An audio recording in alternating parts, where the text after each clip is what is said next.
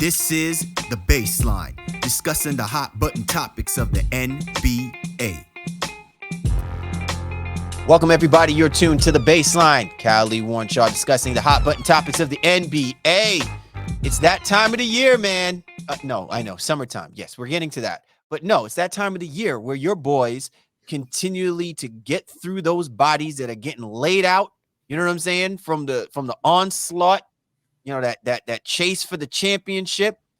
There's some that are just not going to be able to thrive in this environment, in this climate, and we have to be able to properly assess the season in its totality for some of these teams. Albeit we wish that they were still there. We wish that they still had a heartbeat, but alas, they wind up on our table, and thus we must to assess them properly with our coveted autopsy report.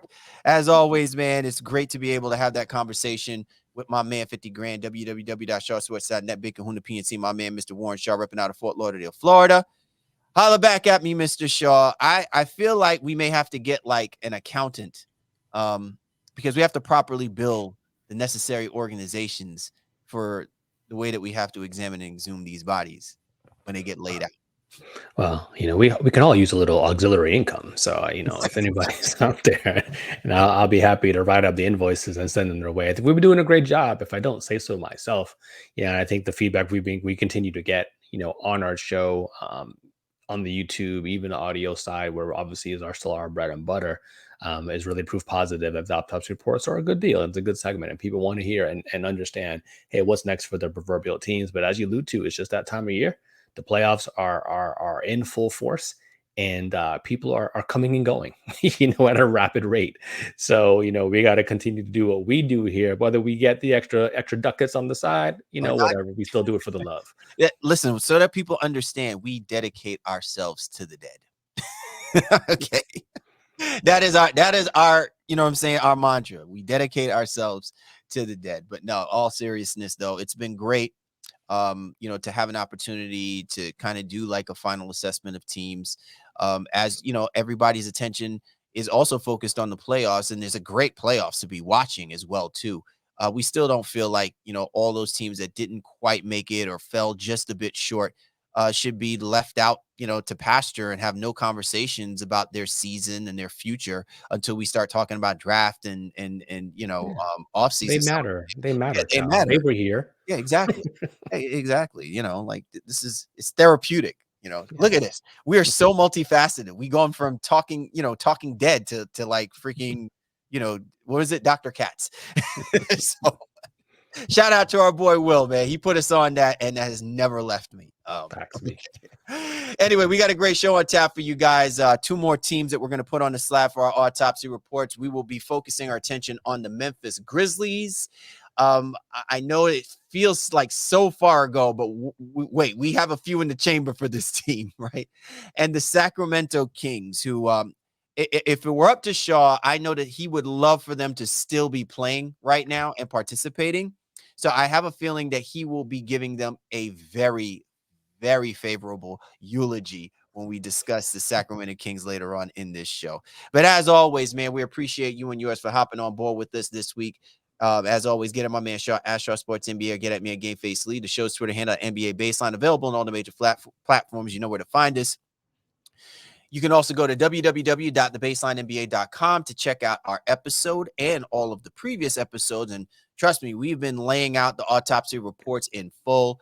We feel like they're timeless pieces. So if there's a team that you missed out on, don't hesitate to go back into the archives and listen to some of our previous episodes and catch us in our bag, so to speak, when we discuss these teams in our autopsy reports. If you see us on YouTube or any of the other video platforms, hello to you and yours. And obviously, if you see the blue and white symbol down at the bottom, the logo on the bottom, that is the 19 Media Group. 19 Media Group be running these content streets. So if you want to catch us and the plethora of great content that is out there, we encourage you to go to www.19mediagroup.com to listen to us and the great content providers that we have on the team, in the family, man, whether it's music, entertainment, culture, you name it, we got it.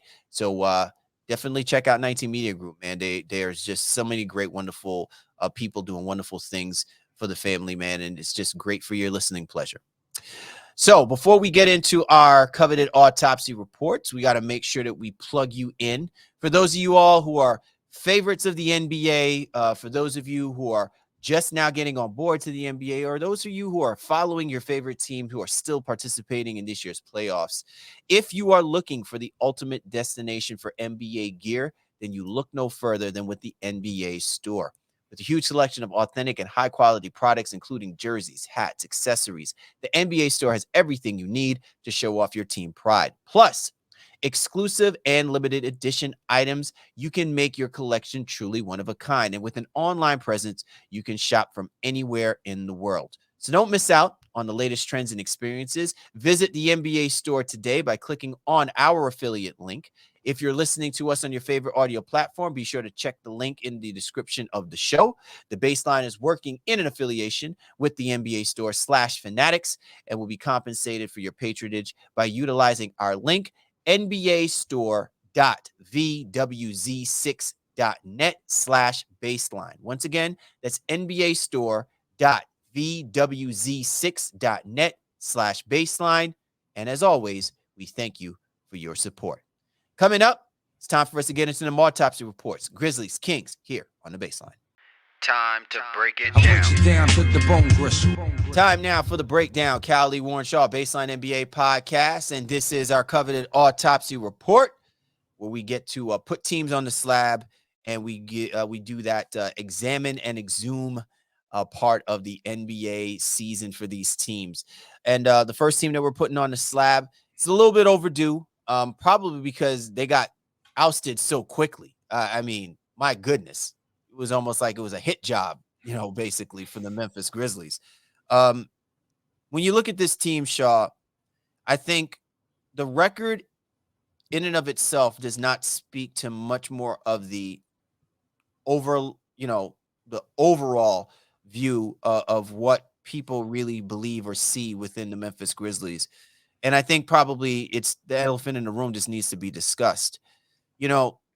This is proof positive of a team that's got all the talent in the world, but lacks the mental fortitude or lacks I guess the best way to put it, lacks the maturity and poise required for you to take yourself to the next level to compete with. Obviously, for them, this past season was a very experienced, veteran-laden like roundup of playoff basketball teams that they had to compete against, unlike the last couple of seasons, which have afforded themselves the opportunity to get away with, that youthful exuberance and shit talking they like to do against teams that are obviously in transition or were not healthy enough to be able to compete with them. And that reared its ugly head in what we saw this team display themselves getting ousted in the first round of this year's NBA playoffs. Yeah, Memphis is almost, you don't want them to become a cautionary tale. So they're not quite there yet, but at some point, the verbiage, their verboseness is going to have to match results. And I think right now we're at a stage where they've gone from nice story to having real expectations, and now under delivering on said expectations, especially with how much some of their players, and one person in particular who will now not remain with the team, according to Shams, goes out there and pokes proverbial bears. You go from a couple years ago in the bubble where they almost made it, and whatever happened, they didn't get into that situation. Then they go into the play-in, and they beat the Golden State Warriors and sneak into the playoffs. Get beat in the first round. Then the next year, last year rather, they get in. Everyone thinks they're maybe a year ahead of schedule, but they get a high seed. And they beat the Minnesota Timberwolves in that first round, a great first round matchup. Lose to Golden State, who they continually poke at as well too. Lose to them in 6 games. Ja's hurt, and now this year draw and again, it's a tough draw. This Lakers team is obviously very good now since the deadline, but they poked that bear as well too, and now we're out in the first round. That's where, to me, that's the biggest point of contention here for me is stop talking about it, actually be about it, and that way you don't become this cautionary tale of what could have been. So I want to touch on this really quick, Shaw, because I don't want to belabor the point about what you're saying. Back up what you're saying. Back up all of the talk that you're doing. But I want to harken back to when the Warriors won the championship. It amazed me when the Warriors won. A lot of their attention and a lot of their focus was on the things that the Memphis Grizzlies had said, not the Boston Celtics.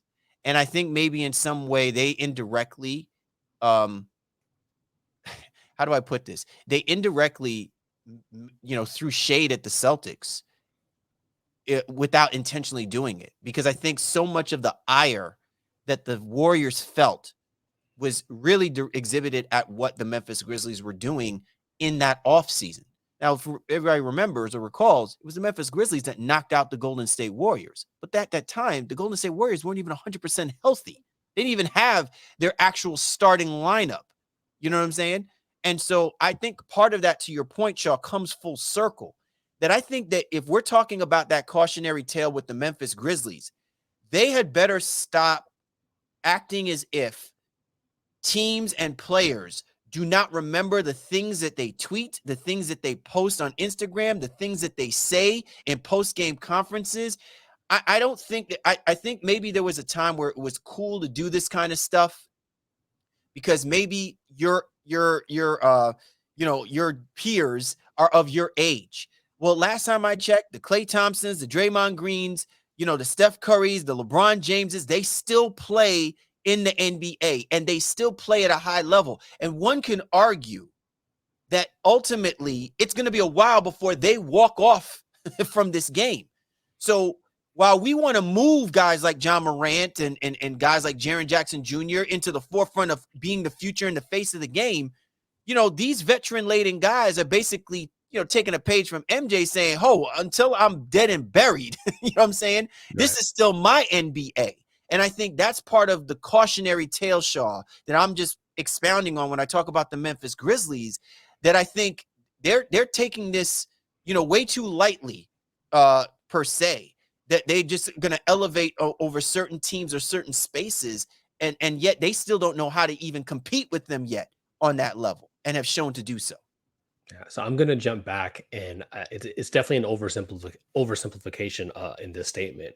But one of the major things they seem to lack this year was the ability or the true locker room and veteran presence that can help galvanize. It doesn't need to be somebody 37 years old or whatever, whoever it is. Like, they didn't seem to have that. Rewind all the way back to the bubble year, where they started to make some strides, but that was an Andre Iguodala didn't want to join that roster.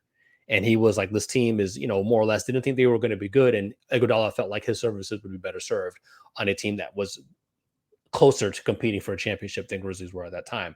Memphis ended up having a very good year and almost making the playoffs. Iguodala ended up going on to Miami, making the finals. So, c'est la vie. But to me, that is an issue that actually one veteran didn't want to join them. And that actually propelled them for a while, where they were like, well, F you, we don't need that. And we'll do it ourselves, almost Thanos style, right? Like, hey, we'll galvanize amongst ourselves and get to the next levels. And they've gotten to a level, but now they're at a kind of a ceiling where they can't kind of punch through here now, because they do need some of that. And this year was, in a lot of ways, I hate the terminology because it does get overutilized, but it was kind of a perfect storm. You have Ja with his incident going on. You have Dylan Brooks with his stuff going on. Then you have Adams get hurt. Brandon Clark gets hurt.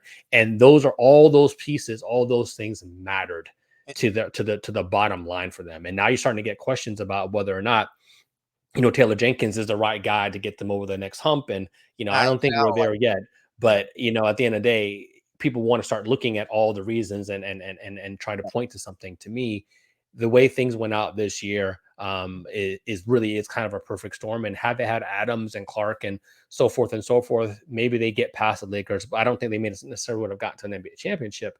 But I think they should have had enough if all those guys were there. But there's a lot of things going on with the Memphis Grizzlies that are not just basketball X's and O's. Yeah, I completely agree with you on that particular point.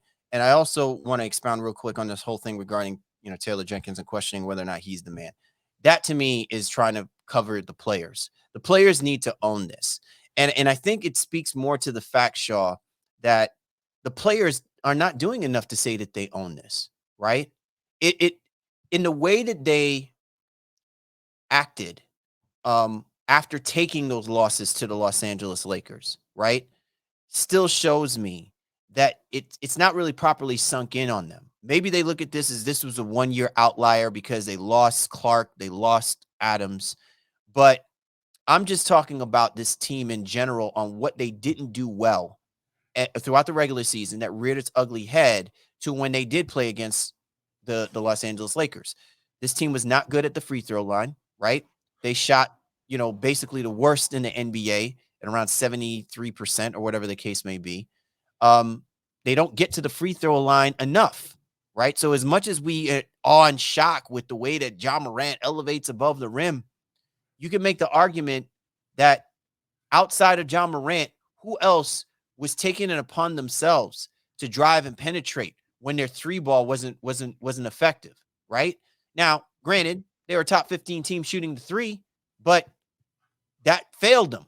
And to me, when I look at a team like the Golden State, like when I look at other teams that they will typically have to compete against, those other teams found other ways to score their points. It felt like with the Memphis Grizzlies, there was only one way that they could see themselves putting that ball in the basket. And if that didn't work, they had nothing else. And you cannot operate that way. There is an ability for you to be able to pivot and adjust. And it's hard for a coach like Taylor Jenkins to expect his guys to do that when none of the other things that they're supposed to be doing, they do it with discipline or they do it well, right? So that's part of the reason why I think the players have to own this.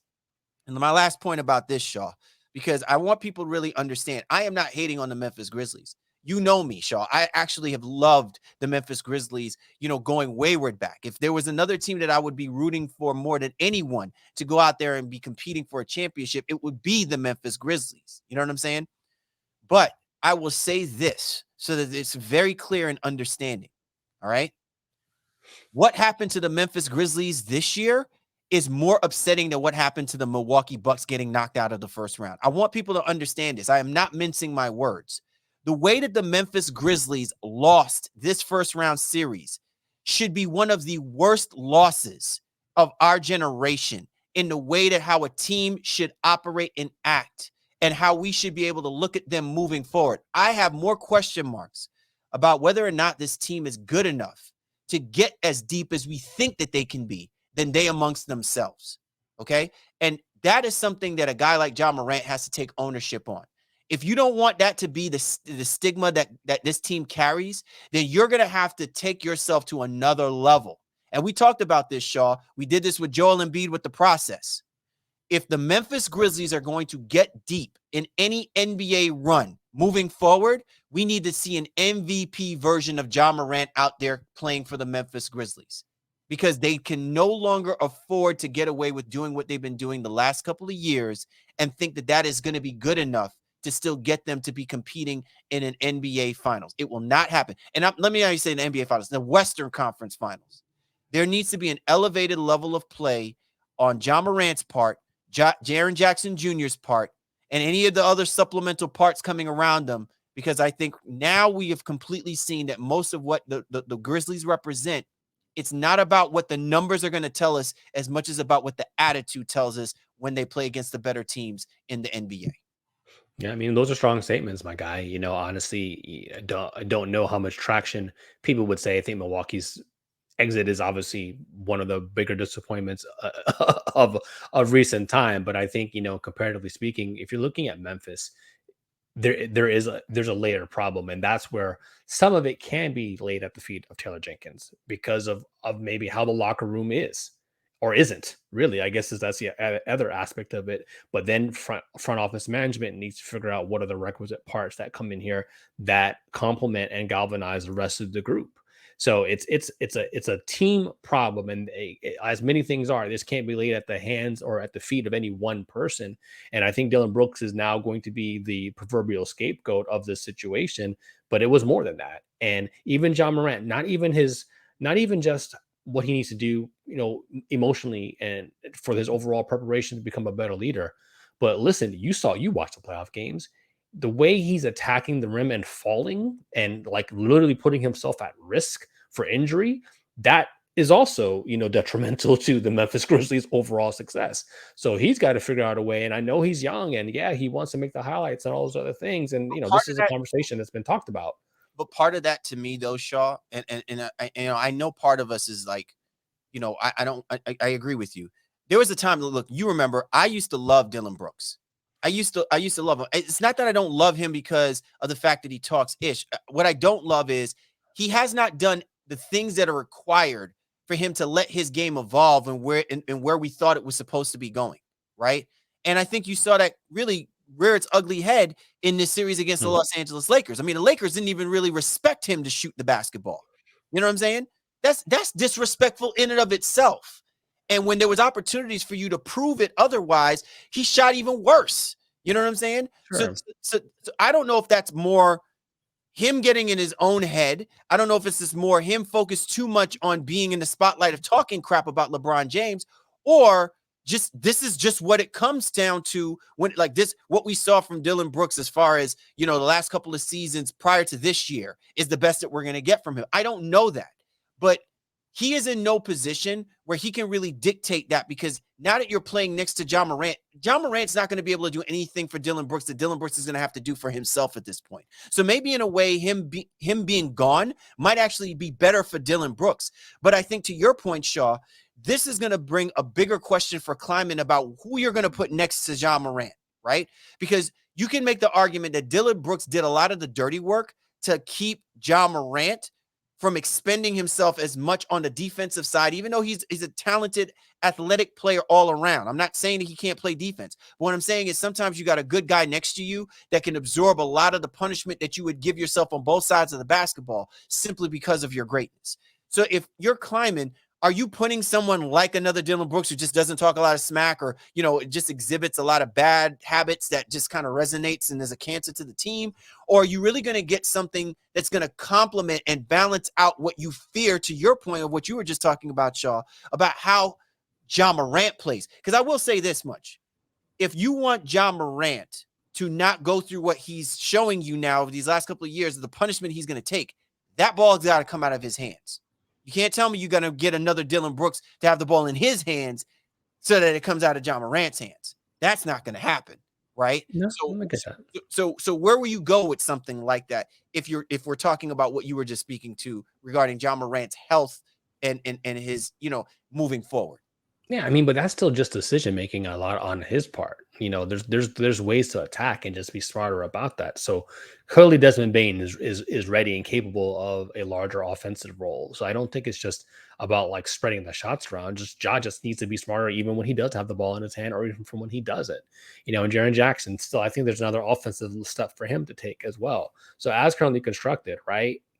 If no moves were to be made, you get Brandon Clark back, you get Steven Adams back, fine. All of those things are great.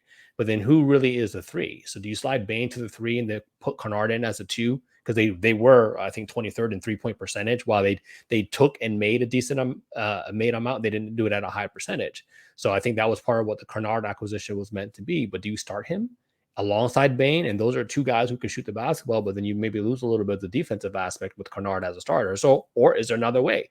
Do you bring somebody in? $137 million in committed salary next year. So doesn't seem to be a great path for that. And then you've already reneged and say, hey, we're not bringing in Dylan Brooks back. So you're more or less closing the door potentially on sign and trade opportunities, even for him to try to get the equity. So that's why it was funny when you texted me. I was like, well, this was probably handled a little bit wrong, because you would have still wanted, like, yeah, people may have known that you have no desire to bring him back to your organization, but now you've closed the door even for him as a potential negotiating partner to go, and maybe he'd sign a trade and go somewhere else. You know what I mean? And then you can get some assets back. They do have a first round pick. They have a second round pick. Maybe they can move some stuff around, and maybe you offer that up. But I don't think they need another young person in here. They still have Zaire Williams, who they need to develop as well too. So does he step into that role next year? To me, Memphis is, again, one of those teams that has the ability to potentially just get better by virtue of running it back and maturing in a lot of ways, and the quote unquote maybe addition by subtraction of Brooks. But there just has to be a lot of mental maturity that takes place over the course of the summer before we get the next season for the entirety of the roster. and even some of the front office, and even in Taylor Jenkins as a coach as well too. How does he command the locker room in a way that allows there to be the requisite discipline that's necessary for a championship team, but still a levity of what I think makes Memphis such a fun story, when they're going well. Well, yeah, they're a fun story when things are going well. No one's going to question that. But look, Shaw, they won 51 games, right? They were 20 games above 500, second best team in the Western Conference.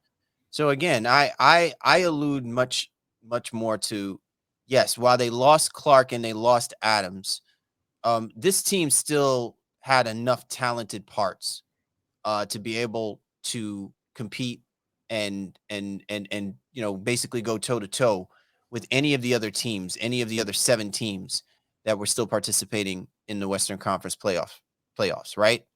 And yet what they proved is that they're not mentally there to compete with those teams. If this was last year's teams, they probably would have gotten to the Western Conference Finals, Shaw, without Clark and Adams, right? If it was those teams. But and look, we could have been saying the same thing about the Los Angeles Clippers, right? We could have been saying the same thing, but again, this is all about the Grizzlies, and that's what really burns me more than anything. It shouldn't be about that aspect of it. I wanted the conversation to be more about, well, you know what? They just they just lost to a better team. They just did. They lost, to a better team. You know why? And I'm harking back to what you were saying before, that you probably believed that the Bucks and it should be the more disappointing team. I think about this and I say, look, the Bucks played against a team that I don't think they would have wanted to play against. As much as it was good for them to knock off the Miami Heat, I think that they're just like, we're done with these guys. We don't want to deal with these guys because they know that the Miami Heat is going to play them hard, right? And I think nobody would have been saying anything about the Grizzlies playing the Lakers. There was nothing about the Lakers that anyone from the Laker, King fandom would have been drawing from, saying, oh, we remember what the Memphis Grizzlies are or didn't do to us or nothing like that. Everything was fine until guys on the team started talking, until guys on the team started chirping. And I'm not even just talking about Brooks. Everyone's attention is on Brooks because the microphones were in front of him more. But that doesn't mean that guys weren't chirping, from the outset. You know what I'm saying? It's just, it was more focused because it was Dylan Brooks, and Dylan Brooks was on one. You know what I'm saying?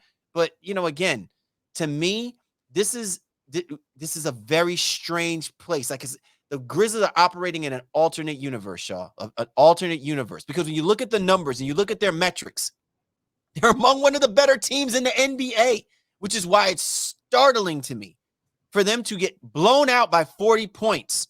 Even if you lost to that team, by 15, 20, whatever, you could have said to yourself, all right, this just wasn't their year, but with everything going on, it was also self-inflicted. And it just makes it difficult for me to say, wow, going into next year, these guys level up, things will change. Things will be much, much different. I'm a little cautious about that, bro. I'm so cautious about that. And I don't think you have any reason not to be cautious.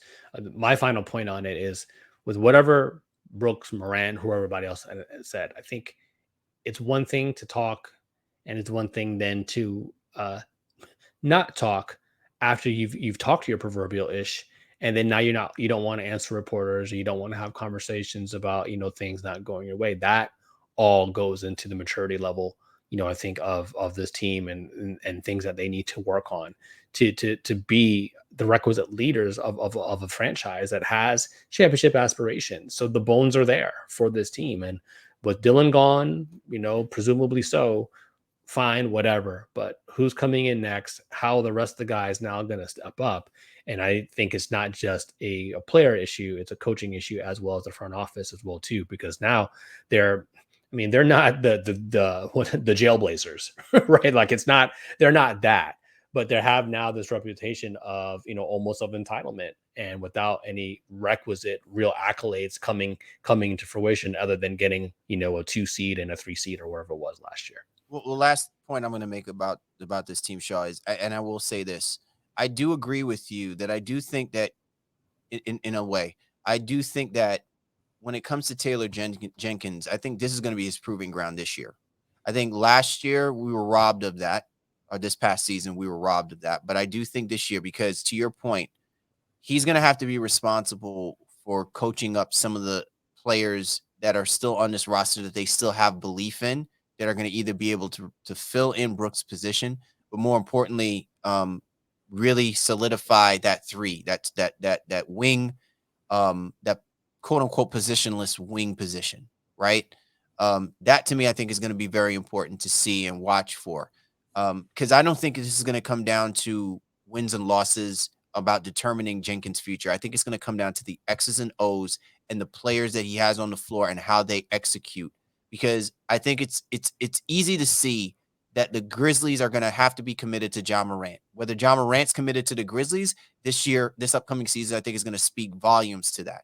But for the rest of the other guys, that's going to be on Jenkins. Jenkins' ability to position these guys to play and level themselves up so that they can get themselves back to where they are, if not higher, to be able to speak to and allow them to be voices to kill the noise about what they self-inflicted upon themselves for this past season. Yeah. Jenkins does have a lot to prove. So that's why I was saying, while I'm not ready to vilify him just yet, he probably has one more year to kind of get it done. Honestly, with that being said, right. With that being said, next year is it. Like whatever happened, because we know how we've seen this story before. Right. Whether the players are actually at fault or not, somebody has to be the fall guy. So they've made Dylan Brooks maybe that pseudo fall guy this year. But if the Grizzlies fail to meet a certain level of expectation next year, you can be rest assured Taylor Jenkins will be on the proverbial hot seat. So I'm rooting for him because I think he's a great guy and he's obviously proved to be a good coach, in a short tenure there. But expectations are here now. They're no longer like, hey, we see it. Like, it's here, and you have to now be able to deliver. You got to own it. The circumstances. They got to own it. Absolutely. You're tuned to The Baseline. Callie, Warren Shaw discussing the hot button topics of the NBA. And this is our coveted Autopsy reports. Hey, are you tired of placing bets alone and not having anyone to talk about your predictions, especially if you were the one betting on the Memphis Grizzlies to beat the Los Angeles Lakers in the first round of the playoffs? I know. That 40-point L is a hard, bitter pill to take, right? But listen, you do not have to be alone in those efforts. Do you want to connect with other sports bettors and share your winning strategies? Then look no further than with the SHARPZ app. It's the social network for sports bettors. With SHARPZ, you can connect with your friends and see what they're betting on and even interact with their bets. The iOS app connects to all major sports books and daily fantasy platforms like DraftKings, FanDuel, BetMGM, PrizePicks, and Underdog. Here's the best part. If you download SHARPZ now and you use the promo code THEB286, that's the B as in Bravo 286, you'll receive access to the community to start showing off your betting chops and an opportunity to compare your bets with us. So what are you waiting for? Download SHARPZ today, use our promo code THEB286, and start connecting with other sports bettors. Don't forget to share your winning strategies and interact with other user bets. Join the social network for sports bettors and take your betting game to the next level with SHARPZ. Stick your neck out. Hey, Autopsy reports. Callie, Warren Shaw. We got the Kings coming up. Don't want to miss out here on The Baseline.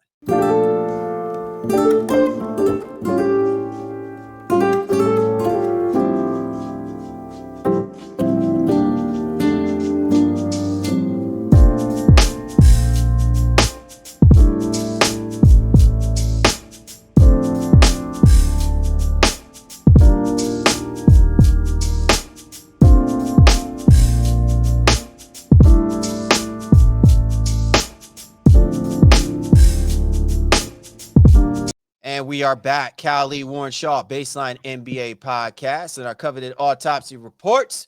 One team down, one more team to get into, Shaw, and that will be the Sacramento Kings.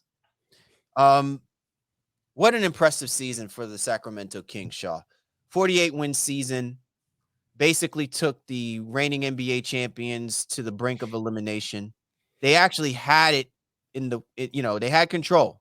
Yeah, they had it, but they just could not, see it through. But with a young team like that, Coach of the Year, Mike Brown, what I'm saying? What is Stephen A. got? Orange and blue skies, baby. Orange and blue skies, Well, the beam is fully lit. And I think if you're a Sacramento Kings fan, you should feel pretty damn good about that. Sacramento had one of the more surprising years. We've talked about them obviously throughout the course of the season. understood that they were going to be prolific offensively, didn't know that they'd necessarily be historically prolific offensively, and then play enough defense at times situationally to kind of, like I said, again, put the defending champs, on their heels. It took a legendary and historic performance in Game 7 by Steph Curry I'm to sorry. oust the Sacramento I'm Kings. sorry, Shaw. I'm stuck. You said you knew that they were going to be prolific prolific offensively. Yeah. You knew this? Yes. Mike Brown, head coach, prolific. Okay. All the signs were there, I think, for Sacramento, especially with the way Sabonis, commands that offense, from that pinch post and dribble handoffs. Fox, but nobody saw Fox being the fourth quarter clutch person. But they thought everybody thought the shooting was going to be there with the addition of Herder as well, to even Keegan Murray to a lesser degree, that this Kings team was going to have a very much improved and, again, a really good offense. But again, they reached it to historic level. Like Mike Brown leaned into that shit, like left hand leaned him like a little past six, leaned into it and was I like, think hey, he leaned this is into our it like identity. And he leaned into didn't that falter sucker for like that. a 76 Impala, bro. I'm Yo, just look. and I think it was such a great story, and Brown was able to gain the Coach of the Year, candidacy here. You have Sabonis, All-Star, Fox, All-Star. Both those guys might make, an All NBA, maybe third team or whatever the case may be. But ultimately, fell short because they weren't able to defend at the highest of levels against against an all-time great. But really, really, really, truly, they got killed on the rebounds, which is something that they're going to have to address, I think, moving into the summer. They also need to figure out what's going to happen with Harrison Barnes. And then ultimately, the role, like the true role of Davion Mitchell, going forward as well, too, because they use him as kind of like this defensive specialist here in the playoffs, but he didn't really get a lot of chance to shine throughout the course of the year. And I think, those are things that probably did him a disservice throughout the course because Fox was so good. But it's mostly positive for Sacramento. And there's nothing for them to hang their head about and losing in Game 7, and it sucks to have Curry doing what he does in historic fashion and mocking you in some ways and light the beam and all that. I mean, Curry's a real a-hole, bro. Like, I mean that in the nicest of ways. He's an assassin, but he's an a-hole. But I think the Kings, they ultimately feel like, hey, this was a growth year, but they're not going to surprise anybody next year. And Right. now it's like, what happens as we go into next season? Look, I can't speak to, how you genuinely feel about Steph Curry. You're such an a-hole, nice guy, right? Like, I will say this though: the Sacramento Kings, to me, arguably are going to be one of the more dangerous teams that we have this conversation for in our autopsy reports.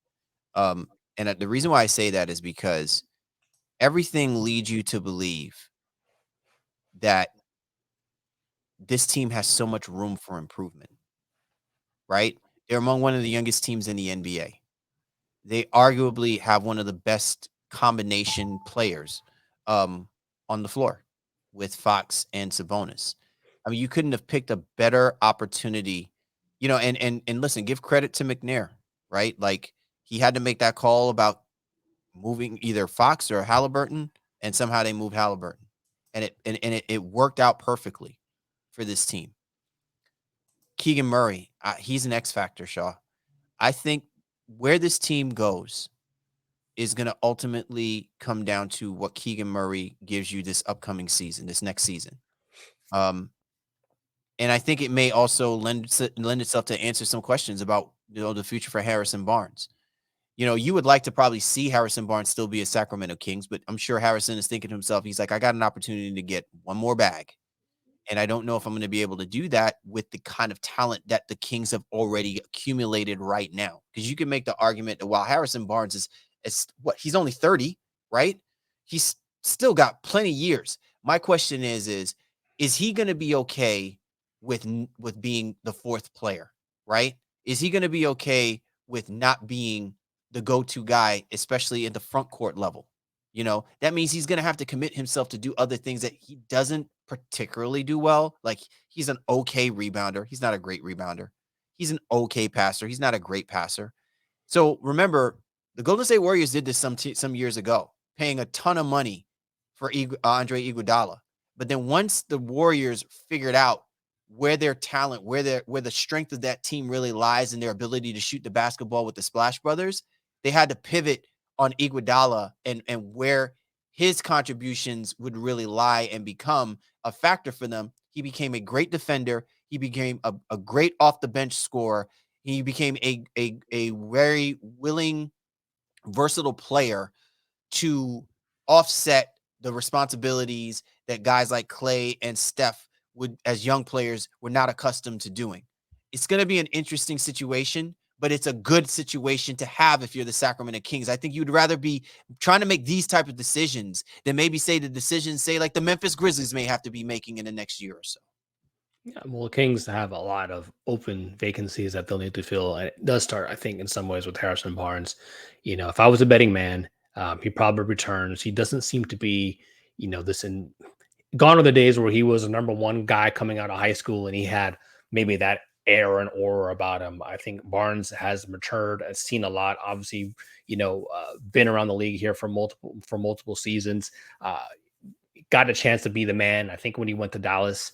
And, now I think in the Sacramento, he's kind of filling a role, and maybe that role might be diminishing some. I don't know. I mean, I don't know the man individually. I don't know that. Yeah, you're right. He's probably looking to secure at least one more bag, but if Sacramento's willing to give it to him at a moderate number, I'm just going to throw out, 3 years, 45, then at $15 million a year or whatever the case to be, you get to kind of see this team continue to move on. I don't know if you heard him in his post-game presser, not his post-game presser, but in the season ending presser, where he seemed to have a lot of pride about where Sacramento was this year. I think to a man that organization and each player feels like, hey, look what we did. We brought this organization back from the brink. And I think he wants to be a part of this. So he might be willing to give them a semblance of a discount. Yeah, hometown discount. Listen, Shaw, we've seen this with Andre Iguodala. And look, was not Andre Iguodala and Harrison Barnes on that same team? I mean, let's look, Harrison Barnes, for whatever people may want to say about him, he was caught in a very bad space, okay?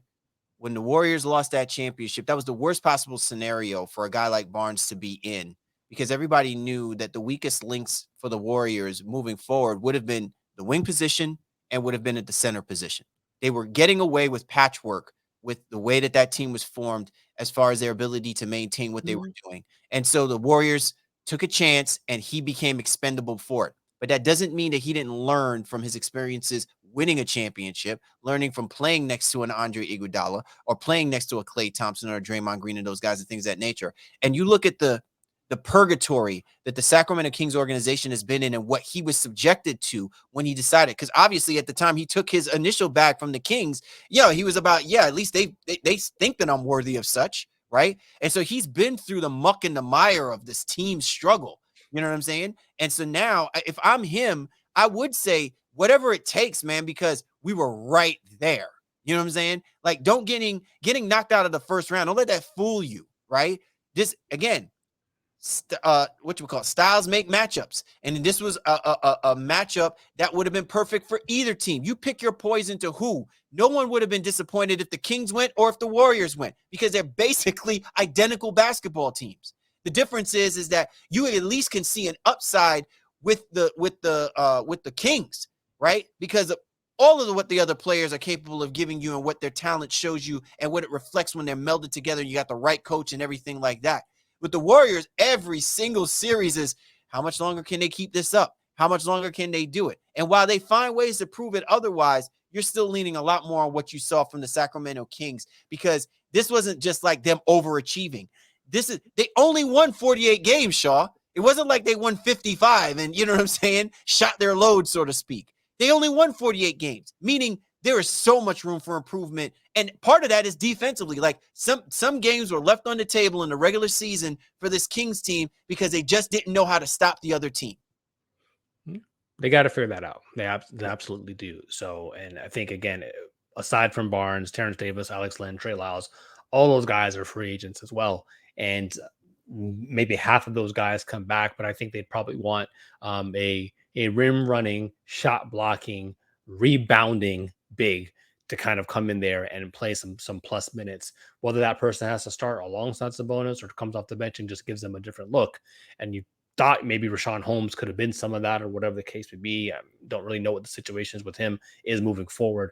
But that's definitely a point of area that they need to focus on in addition to the defense. I think some of those things can be fixed schematically. If Mike Brown kind of goes back to his old roots and kind of digs back into, the defensive strategies that he used to employ in other organizations.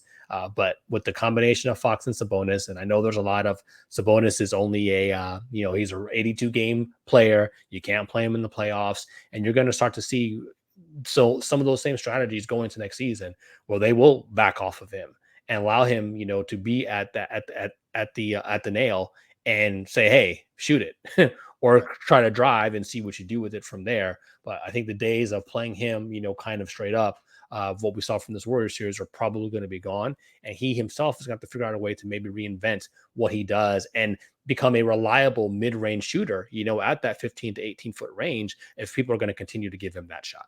Right. And so two things to take away from Shaw with what you just said. Number one, maybe this is an opportunity for Harrison Barnes to go back to what got him, his acclaim when he first came out of North Carolina. He was a great defender. He was a great wing defender. I think a lot of the emphasis was that the Warriors wanted to see a third scorer, and they thought that he was that guy, right? I think in some regards, they probably thought that Harrison Barnes would have been a better scorer than Klay Thompson was, right? Because of what Barnes can bring to the table, because he could drive to the basket a lot better than at the time than Klay Thompson could. He was much more athletic, but the marksmanship and the work that Klay Thompson put in, I really think, head and shoulders has made him such a far better player. This is an opportunity where I feel like for the Sacramento Kings, if you're trying to do this within the workings of the money that you have afforded to you, without trying to go out and shop and get all these other type of dudes, and even with Davion Mitchell, right? Like, part of what you want to see from also from Mitchell, Davis, and Barnes. These three guys could really help elevate their ability to play better defense, right? It doesn't necessarily have to be on, well, Sabonis has got to be a better defender and Murray's got to be a better defender. Like, these guys have an opportunity where they can not, because the ball is not going to be in their hands probably as much or nearly as much, but that they're going to have the ability to score. Their offense is built for that. Where a lot of these guys can pick up the slack, and I know we can say that about the stars, but for these guys, they can really help pick up the slack by saying, I want to be the best all-ball defender. Let me get the better guy on the opposing team from time to time. Harrison Barnes can still do that. Davion Mitchell can still do that, right? And then to your point, when it comes to Sabonis, I completely agree with you. I would like to see Sabonis in the offseason really put more emphasis on establishing a better post game and also getting into the teeth of the defense more and drawing more fouls. I think that mitigates the disrespect, so to speak, that tends to happen for him. I agree with you that he should shoot, get a better mid-range shot, no question. But I think part of that lends itself into that his hesitancy for him to really establish himself down in the blocks a lot more, I think puts him in that position where it's easier for them to just tail off from him, and then he becomes indecisive. You know what I'm saying? I want to see a little bit more aggressiveness from Sabonis. I want him to see him more own the paint more, so that's his playground. He is that talented and that gifted. That is his playground. I want to see more of that from Sabonis in this offseason. I think the Kings will go to that next level. Part of that, too, is going to be the balance of them finding yourself, what you said earlier, Shaw. They need a guy that can get under there, grab boards, get physical, clear some space. Give some space for the Sabonises and the Barnes and the Murrays of those guys. Give them a lane to work with. You see that happen, this Kings team is going to be even that much more dangerous. Yeah, no, I mean, again, I'm trying to figure out what happened to Holmes, because he was a guy who they played a lot, in the previous season. So, I guess he just kind of fell out of the rotation, because I was like, yeah, did he get injured and I didn't see it or whatever? And I don't think that's the case. I think he just was not the guy. So curious, after they had re-signed him for a 3 to 4 year extension, that he's not somebody who they wanted to rely on, especially when they were getting killed on the glass. Alex Len was a guy that they went into the first couple of games to give him an opportunity to try to, stem the tide here and give the Warriors some different looks. But ultimately, this has been a great season for Sacramento. They have the ability. I don't know how much of a destination they'll become, but they are going to be obviously a lot more attractive, I think, to free agents who will look and say, you know what? Yeah, Fox and Sabonis is cool. They play this lightning fast offense, and who doesn't want to kind of run up and down? A lot of guys are attracted to that. And Mike Brown, more or less a players type coach. I think they'll be able to get a little bit more shake and wiggle here, with the free agents to come. But they do need to figure out a way to not just kill it with more fire offensively. They do need defense, and they definitely are going to need some rebounding, especially for playoff matches like this. When it's going to get rugged and the pace is going to get slowed. I mean, you can't be able to just score 130 points every night that you want to. I have one last question for you, Shaw, when it comes to the Sacramento Kings. Malik Monk. Do you think Malik Monk will win the Sixth Man of the Year award next year? Yeah, I think it's really interesting because, before you even asked the question, I was like, in my brain, I was thinking like he's probably the odds-on favorite going into next year because it went to Brogdon this year by virtue of kind of happenstance, in a lot of ways. Brogdon wasn't a prolific scorer, but he scored. I think Monk is probably going to be the best bench scorer next year, which is typically the Sixth Man of the Year. So there's a very good chance that he is that, unless something changes and they decide that they need to start him and bring Herter off the bench for some reason. But I think Monk is in the perfect role. He'll be in the final year of his deal as well. So, contract year, all of those things will be the narrative as well. And you just hope that the Kings don't squeeze it a little bit too tight because they want it so bad. Because like I said, people are going to understand who and how they are next year. And it's going to be harder for them to win 48 games next year. You're talking about, there's room for them to grow. I think even just getting back to that is going to be harder because people are going to be really expecting them to be this good. And they've got to figure out ways to make sure that they can counteract whatever's coming their way next season. Yeah, I know. I saw that was my last question for you. Yeah, me have to pose another question. With Kevin Huerter, who you think won that trade? Bogdanovich or Huerter when we talk about the Hawks and we talk about the Kings? Well, Bogdanovich was signed. That was a different deal. So Herter is there, based off of them needing to clear space to get DeJounte Murray in another situation. So, Herter is there. So like the trades aren't relative to speak, but I think if you're going like, yeah, but I'm just saying, yeah, but my point is that both of these guys, right, basically played on struggling teams. One was a part of basically two teams turnarounds, right, with Huerter. But I was just curious from your perspective, who really won from, because when I think about it, Huerter is like to me is like kind of like one of those catalyst players, right? Like he doesn't he doesn't do everything like with the level of excellence, but he complements a lot of good players. And you probably want to say to yourself, damn, I want to see him get like more opportunity for us to show us what he's capable of. And he had a few opportunities. He had, a few quote unquote primetime opportunities. And listen, he afforded himself well, right? And so I'm just curious, if you are the Sacramento Kings, how do you take that to the next step, right? With a guy like him, how do you move that forward with him? Well, he's playing with probably in the best offense he possibly could, because he can do a lot, especially coming off of curls and pin downs and even the dribble handoffs that, Sabonis obviously runs extensively. Like there's nobody probably doing more DHOs than Sabonis in the entire NBA. I think that fits Herter's game because he doesn't necessarily have to have his feet set. He can catch something, whatever, and pull up and fire, I think, immediately. But I think if you're asking the question, Herter's obviously a lot younger than Bogdanovich is. I think Bogdanovich, when healthy, is probably the more consistent and overall quote unquote betterish player. But I think Herter, for where he's at right now, 24, he's got a lot to grow. You know what I mean? And he's going to be able to, I think, matriculate through that offense, maybe even do some playmaking for them at times in a pinch, but really become kind of a knockdown scorer for them. And yeah, he had a rough series. But I think, he's just starting to scratch the surface, and he needed to kind of get in here and really understand what it means to play at that level. Yes, he'd been in the playoffs before, but ousting the defending champions is a different animal from where, the Hawks and what Herter's experience was, even in Atlanta. All right. Fair enough. So final assessment, Shaw. Listen, Sacramento Kings team is every bit as good as what their record reflects, and then some. And it'll be very interesting to see, how this team moves forward into the off season. Like to your point, they have draft capital, and they also will have a little bit of flexibility money wise, for this off season. Do you foresee them making a lot of changes at all, or no? I mean, so it's funny we were just talking about Atlanta. We have to be careful, right? Because they have multiple guys who are free agents, and it's I keep saying this. At some point, a feel good story can go wrong.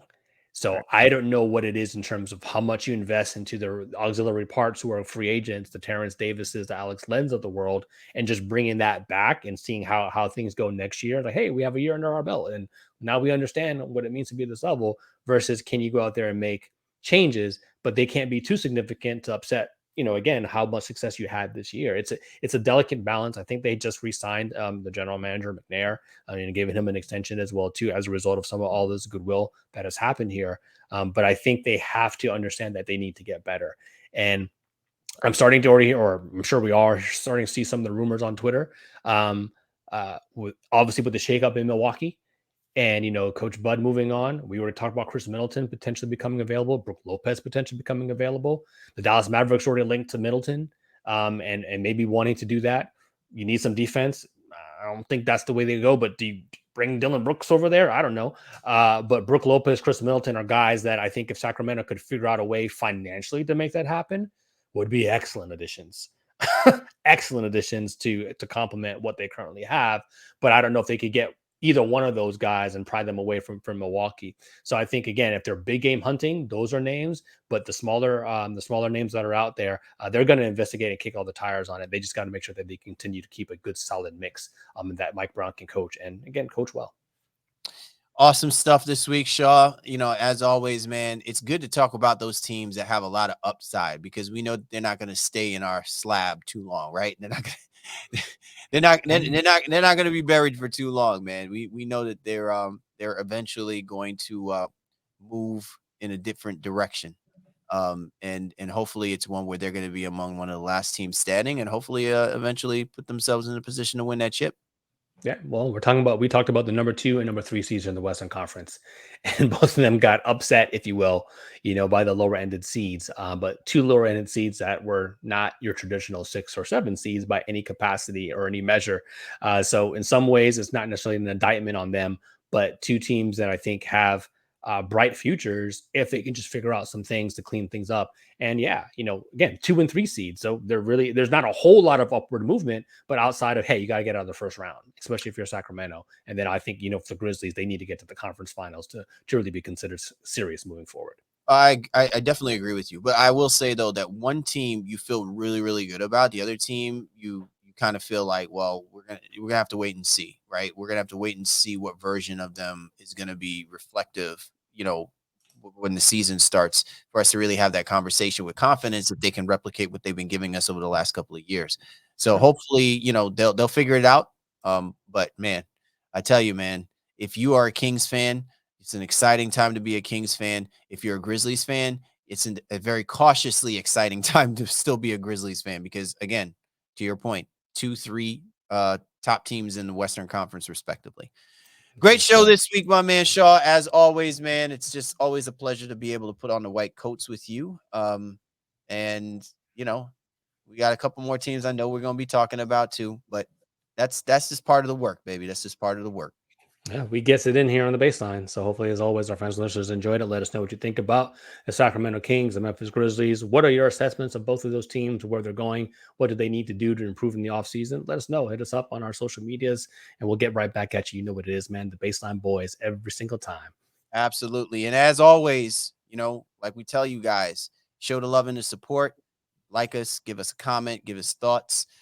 Show love and support to our partnerships and affiliations. If you want to check out the best NBA gear, be sure to go to the NBA store /fanatics. Go to nbastore.vwz6.net/baseline. Use that link and show your love and support for us that way as well. And as always, man, we're out there on that social media platform. Make sure you download the SHARPZ app as well to get it in.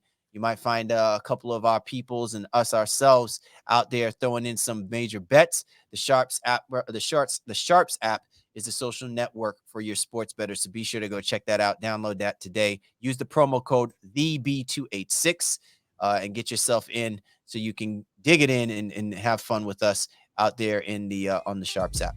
Once again, we'd like to thank you and yours for hopping on board with us this week for the Baseline, Callie Warren Shaw. We appreciate you guys. You know we do. We'll catch up with you next time.